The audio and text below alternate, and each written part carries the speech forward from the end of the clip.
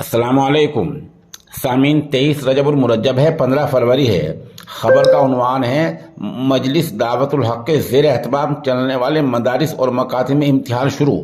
दूसरा उन्वान है मजलिस के हरियाणा और पंजाब के नुमाया काम। खबर तफसील से सुनिए। मजलिस दावतुल हक के ज़ेर एहतमाम चलने वाले मदारिस और मकातिब में सालाना इम्तिहानात शुरू हो गए हैं।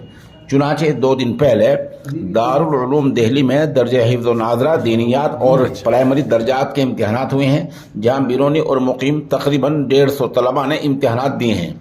इम्तिहान लेने वालों में मौलाना मुरसलीन नदवी, कारी मोहम्मद सलीम, मास्टर इकबाल, कारी मुश्ताक के नाम काबिल जिक्र हैं।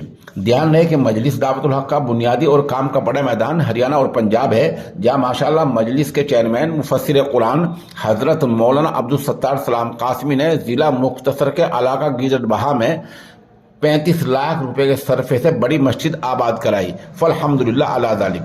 इनमें 4 मसाजिद ऐसी भी हैं जिनमें दारुल उलूम देवबंद के नाइब मुहतमिम हजरत मौलाना अब्दुल खालिक संबली रहमतुल्लाह अलैह तशरीफ लाए थे और हजरत वाल ने इनका इफ्तिताह फरमाया था।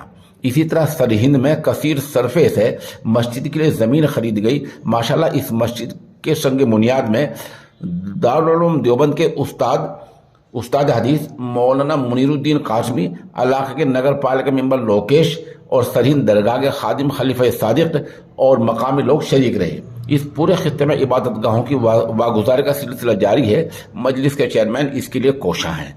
चंद जगहों की तस्वीर पेश खिदमत।